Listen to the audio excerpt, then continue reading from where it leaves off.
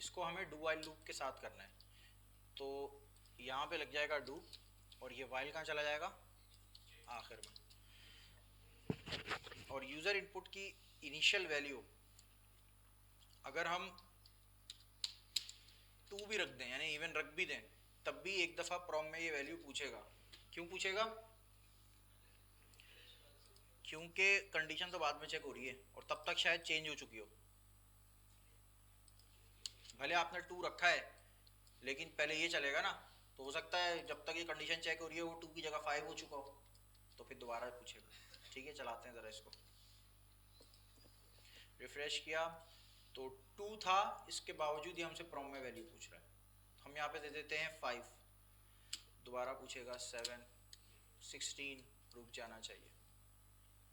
ठीक है, तो डू वाइल लूप का मेजर डिफरेंस यही है, बस वाइल लूप की तरह ही है, बस मेजर डिफरेंस क्या है कि एक दफ़ा लाजमी चलेगा भले कंडीशन फॉल हो जाए। ठीक है, तो इस पर मज़ीद टाइम नहीं स्पेंड करते, आगे बढ़ते हैं। बुक में नेक्स्ट चैप्टर बहुत ही ज़बरदस्त है, चैप्टर 43 में। इस बुक के चैप्टर्स की सीक्वेंस मुझे थोड़ी समझ में नहीं आती। 42 चैप्टर पढ़ने के बाद चैप्टर 43 में हमें बता रहा है कि जावास्क्रिप्ट ऐड कैसे करनी है, कहाँ पे करनी है, कैसे करनी है, क्या करना है। तो वो आपको ऑलरेडी आता है, तो वो मैं आपको नहीं बता रहा। ठीक है, हाँ क्या तुम्हें नहीं आता स्क्रिप्ट ऐड करना? एक काम करना, तुम घर पे आके पढ़ लेना, सही है। फाइल्स के नाम बता रहे हैं कुछ इस तरीके से रखें, हम ऐप जेस रखते हैं, ये भी सही है। ठीक है, बट अगर आप कुछ और रखना चाह रहे हैं तो इनमें से कुछ रखना चाहें ये भी रख सकते हैं। ये नेम ज़्यादा यूज़ नहीं होते, स्क्रिप्ट जेस फिर भी यूज़ हो जाता है या ऐप जेस यूज़ हो जाता है। ठीक है, अच्छा तो तुम ऐसे बोल दो वॉट एवर जेस। ठीक है, यहाँ पे ये बता रहे हैं आपको जावास्क्रिप्ट का कोड कमेंट कैसे करना है। तो ये चैप्टर भी पढ़ लिया है, नहीं पढ़ा तो पढ़ लेना घर जाके। अगर एक लाइन है तो डबल स्लैश, इनफैक्ट कोड के बीच में भी अगर एक लाइन है और यहाँ पे भी कमेंट करना है तो डबल स्लैश, और मल्टी लाइन का कमेंट है तो स्टार स्लैश स्लैश स्टार। तो इसके बीच में आप अपनी डिटेल पैराग्राफ लिख सकते हैं, दिस इज समथिंग, जो भी आपको पूरा कोड लिखना है वो आप लिख सकते हैं। नहीं, रिवीजन कुछ नहीं हो रहा बेटा, घर पे आके रिवीजन करना, सही है। उसके बाद यहाँ पे बात हो रही है इवेंट्स की।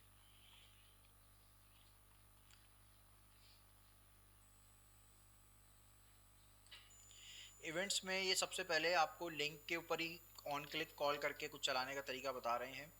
तो एक काम करते हैं, मैं यहाँ पे एक एंकर टैग बना लेता हूँ। अच्छा, ये अब जो चैप्टर्स है ना, ये बहुत जल्दी जल्दी निकल जाएंगे, छोटी छोटी सी चीज़ें हैं हर चैप्टर में।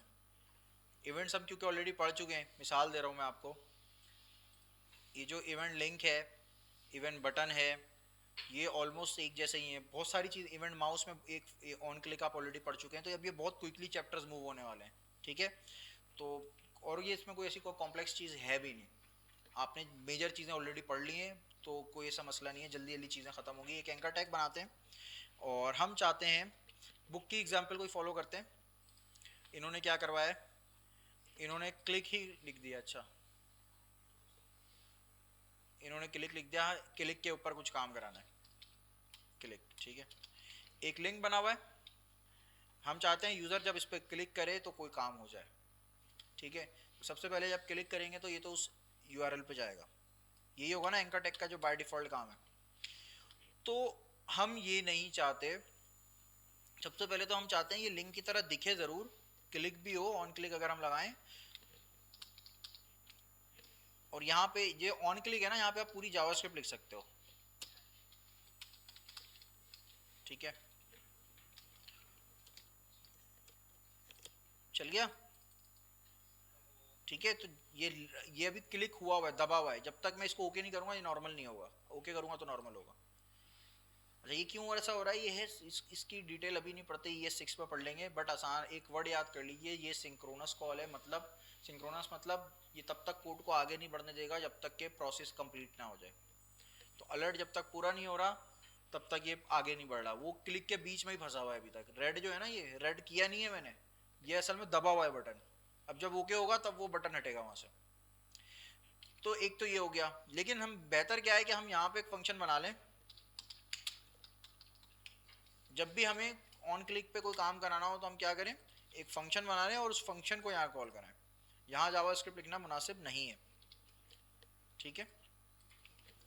यहाँ पे हम लिख देते हैं जो भी हमें लिखना है, कंसोल डॉट लॉग, या अलर्ट कराना है तो अलर्ट करा दीजिए, ठीक है।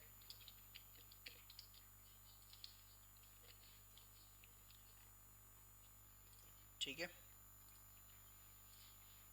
अच्छा, इसके अलावा यहाँ पे एक और चीज़ बताई गई है, हम इस पे लिंक का जो इफेक्ट है ना वो ख़त्म करना चाहते हैं। तो उसके लिए यहाँ पे कीवर्ड लिखना पड़ेगा जावास्क्रिप्ट वाइड 0। बस ये कीवर्ड है, इसको ऐसे ही लिखना है, इसमें कुछ और नहीं लिखना है, इसकी कोई और वैल्यू नहीं है, ठीक है। इससे क्या होगा, ये इसका क्लिक का जो इफेक्ट है वो ख़त्म करेगा। ये अभी एक आ रहा है, यहाँ पे देखते हैं क्या आ रहा है। अब यहाँ पे हैश आया, हैश आ रहा था पहले। हैश का तो कोई खास मतलब होता है ना, हैश वाले लिंक आपने पढ़े अपने पेज के किसी हिस्से पे जाने के लिए। हैश का एक मतलब होता है, हम वो मतलब नहीं चाहते, हम सिंपल चाहते हैं कि ये बस क्लिक का काम करा दे जो ऑन क्लिक पे हमने कराया। तो आप एचरेफ में ये पास कर सकते हैं। आपके जहन में आ सकता है अगर हम एचरेफ लिखे ही नहीं तो फिर ये लिंक वाला इफेक्ट भी नहीं आएगा बेटा, ये लिंक की तरह दिखेगा भी नहीं, ये नॉर्मल बन जाएगा टेक्स्ट। ऑन क्लिक तो चल जाएगा लेकिन ये लिंक की तरह अब नहीं दिख रहा, ठीक है। तो अगर आप लिंक बना के उस पर क्लिक से कोई काम कराना चाहते हैं, लोकेशन ही चेंज करानी है आपको लेकिन क्लिक से करानी है, तो आप पहले तो यहाँ ये जावास्क्रिप्ट वाइड 0 लिख दोगे और ऑन क्लिक के अंदर फिर आप करा दो जो कराना है आपको। समझ गए? ऑन क्लिक समझ आया? ऑलरेडी यूज करते आ रहे हैं, इसमें क्या मुश्किल है, ऑन क्लिक तो यूज करते आ रहे हो ना। अच्छा, इसी तरह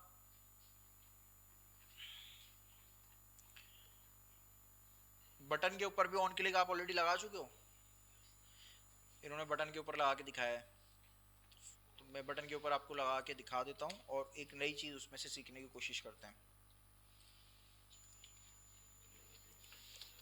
इनपुट टाइप बटन, ठीक है, ऑन क्लिक, और इस पे हम कॉल कर देते हैं अगेन ग्रीट। एक ही फंक्शन को हम दूसरी दफा भी कॉल करें, ठीक है। अच्छा, इसमें मैंने कुछ लिखा ही नहीं है, वैल्यू सबमिट, ठीक है। इस सब बटन पे क्लिक करने पे ये वाला फंक्शन चलना चाहिए ग्रीट, जिसमें क्या है, ठीक है। रिफ्रेश करते हैं, ये आ गया। अगर इस ऑन क्लिक में मैं यहां पे कोई वैल्यू पास कर दूं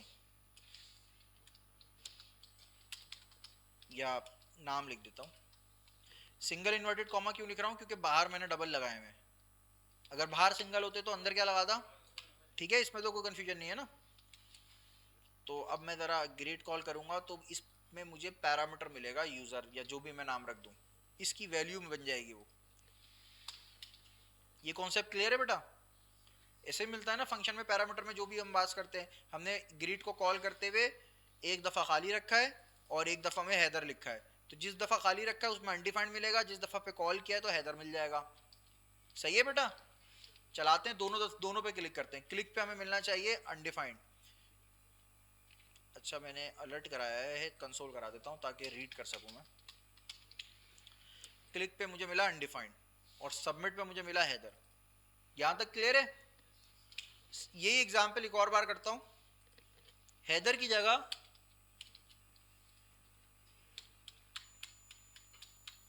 दिस पास कर देता हूँ। ये बड़ी अजीब सी चीज है, ये मैंने एक कीवर्ड पास किया है, स्ट्रिंग में पास नहीं किया, अगर आप गौर से देखें। सही है? क्या लिखा है मैंने? दिस। दिस का मतलब है जिस जगह पे दिस लिखा हुआ है ना उसकी बात हो रही है। अगर किसी फंक्शन के अंदर लिखा हुआ है तो आप उस फंक्शन की बात कर रहे हो, ऑब्जेक्ट के अंदर लिखा हुआ है तो उसी ऑब्जेक्ट की बात कर रहे हो। यहाँ मैंने इस HTML के इस टैग पे लिखा है, तो दिस का मतलब क्या होगा, ये वाला पूरा टैग। सही है? रिपीट करते हैं। दिस का कीवर्ड जहां आपको लिखा हुआ नजर आ जाए उसी की बात हो रही है। फंक्शन के अंदर लिखा हुआ है तो दिस का मतलब है आप उसी अंदर वाले जिस फंक्शन में आप हैं उसी फंक्शन की बात कर रहे हैं। ऑब्जेक्ट के अंदर लिखा हुआ है तो आप क्या बात कर रहे हैं कि आप उसी सेम ऑब्जेक्ट की बात कर रहे हैं जिसमें लिखा हुआ है दिस। यहाँ पे दिस मैंने लिखा है इस HTML के टैग के ऊपर, तो दिस का मतलब बन जाएगा ये वाला टैग, पूरा टैग। कंसोल करा के देख लेते हैं, यूजर में ही मिलेगी ना वैल्यू, तो कंसोल करा के देख लेते हैं। तीसरे वाले सबमिट में मिल गया इनपुट। ये वही टैग है ना जिसको आप क्यूरी सिलेक्टर से पिक करते थे। क्यूरी सिलेक्टर ऑल लगाते थे, फिर इंडेक्स लगाते थे, फिर इनर HTML चेक करते थे या वैल्यू चेक करते थे फॉर्म में। तो यहाँ हम अगर दिस पास कर रहे हैं तो हमें ऑटोमेटिकली पूरा एलिमेंट मिल गया। जब एलिमेंट मिल गया तो उसके अंदर से हम जो भी चाहें करा सकते हैं। मिसाल के तौर पर आपने कहा जब यूज़र मिल जाए तो उसकी वैल्यू को अपडेट करके कर दो रजिस्टर। पहले क्या लिखी हुई है? सबमिट। सेकेंड वाले में सबमिट लिखी हुई है, रजिस्टर हो गई ना। मैंने क्यूरी सिलेक्टर पिक किया ना मैंने कुछ और पिक किया। ये जो यूजर है इसमें मैंने दिस पास किया तो ये पूरा टैग मिल गया था। जब पूरा टैग यूजर में मिल गया तो उसकी वैल्यू को मैंने मॉडिफाई कर दिया। ये इसको मैं हटा देता हूं या एक काम करता हूं, दो फंक्शन कर देता हूं, अपडेट वैल कर देता हूं। सही है, इसलिए क्योंकि यहाँ पे तो अगर पहले वाले कंडीशन में कॉल करूंगा तो उसमें वैल्यू, इसको कॉल करूंगा ना तो एरर आ जाएगा, आना चाहिए। मैंने शायद हटा दिया तो इसलिए नहीं आया। अच्छा, एरर क्यों नहीं आ रहा? यूजर डॉट वैल्यू इसको कुछ ना कुछ मिल जा रही है। अच्छा ठीक है, इसलिए नहीं एरर आया। तो बेहतर ये है कि मैं इसको यहाँ से हटा ही देता हूँ, इसकी ज़रूरत नहीं है मुझे। दूसरे वाले में अपडेट वैल रख देता हूँ मैं, जिसमें अपडेट वैल में दिस पास किया, यानी कि ये वाला फॉर्म पास किया। और उस फॉर्म को जब मुझे इसका नाम भी रख देता हूँ मैं यूज़र की जगह फॉर्म एलिमेंट। ठीक है, इसमें आप ज़्यादा कंफ्यूज नहीं होइएगा। अगर दिस में अभी थोड़ी सी प्रॉब्लम आ रही है तो इसकी हम बहुत सारी अभी एग्जाम्पल करेंगे आने वाले दिनों में, तो बहुत अच्छे से दिमाग में बढ़ जाएगा। बस ये आपने ध्यान में रखना है जहाँ पे दिस लिखा हुआ है उस सेम रेफरेंस की बात हो रही है। ठीक है, आपका वो क्वेश्चन था, कुछ कह रहे थे?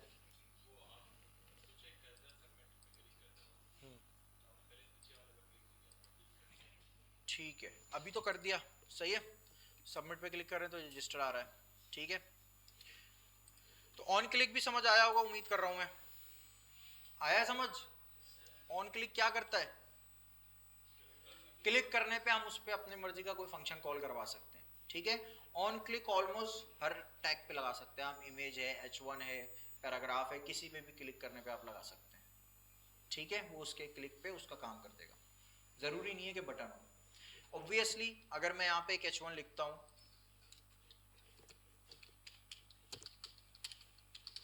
यूजर इसको देखेगा तो उसको थोड़ी पता कि इस पर क्लिक करना है।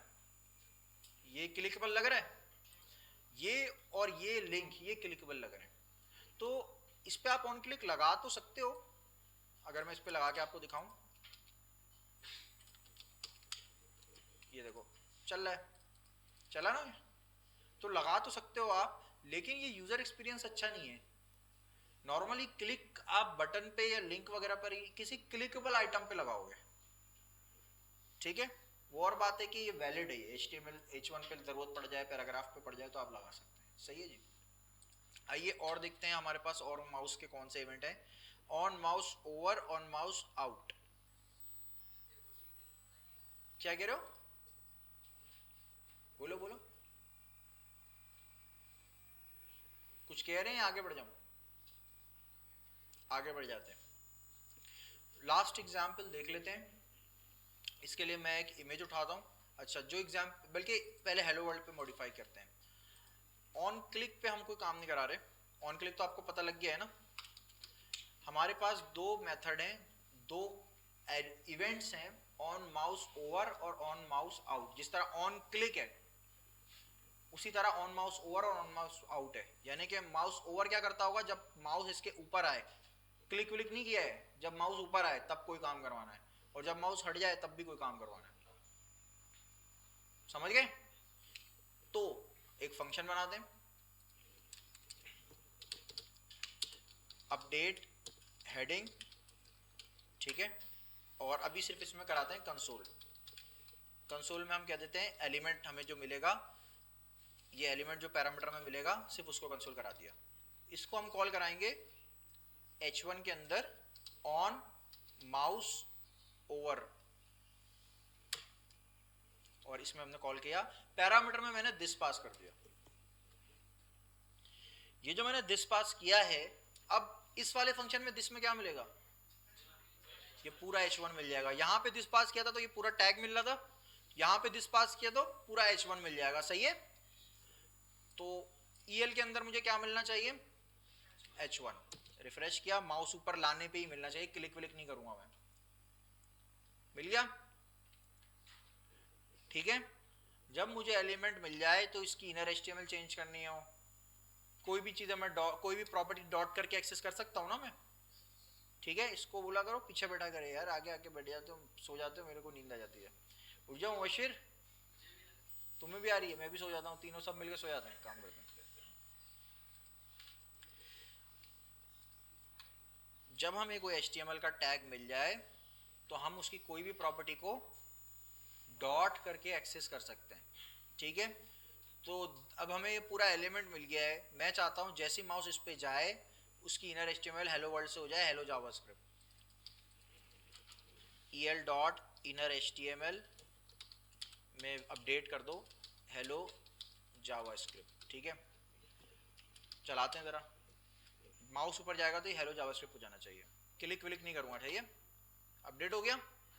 एक काम करते हैं, हेलो भी हटाते हैं, आई लव यू कर देते हैं, आई लव जावास्क्रिप्ट कर देते हैं, सही, ताकि पूरा ही टेक्स्ट चेंज हो जाए, ठीक है।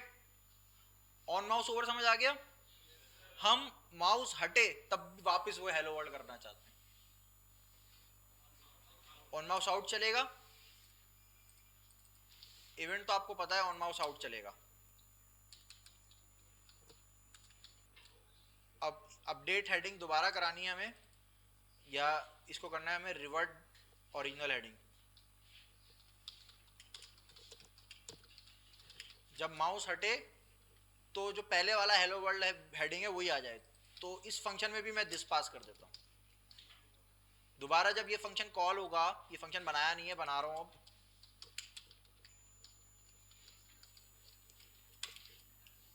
इस EL में मुझे क्या मिलेगा, इस वाले EL में क्या मिलेगा बेटा, दोबारा ये पूरा एलिमेंट ही मिलेगा ना। दोबारा मैं क्या करता हूं, सेम लाइन को कॉल कर देता हूं, लेकिन इसको अब दोबारा क्या करूंगा, ठीक है। माउस ऊपर आया तो ये हो गया, जब माउस हटेगा तो दोबारा ओरिजिनल हो जाएगी, ठीक है। बज़ाहिर आपको ये लग रहा है ये मैंने हवर वाला काम किया है, CSS में हवर लगाते थे, देखो हवर वाला ही काम है ये, लेकिन CSS का जो हवर है वो सिर्फ स्टाइलिंग के लिए यूज हो सकता है, खूबसूरती के लिए, लेआउट डिजाइनिंग के लिए चेंज, ठीक है। जावास्क्रिप्ट में ये जो मैं ऑन माउस ओवर या ऑन माउस आउट कर रहा हूँ, इससे आप टेक्स्ट भी चेंज कर सकते हैं, आप इसके ऊपर कोई लॉजिक लगा सकते हैं। मिसाल के तौर पर आप जावास्क्रिप्ट ऐसे प्रिंट नहीं कराना चाह रहे, आप एक मैट डॉट रैंडम से नंबर बनेगा, वो नंबर जो भी बन सकता है वो प्रिंट हो, तो आप जावास्क्रिप्ट में फंक्शन लगाने का मकसद क्या है, सिर्फ स्टाइल चेंज नहीं हो रहा, कोई लॉजिक भी हो सकती है, कोई कॉम्प्लेक्स काम हो सकता है, ठीक है। तो ये दो इवेंट और देख लिया हमने, ऑन माउस ओवर और ऑन माउस आउट। मैं यहाँ पे रिकॉर्डिंग रोकता हूँ।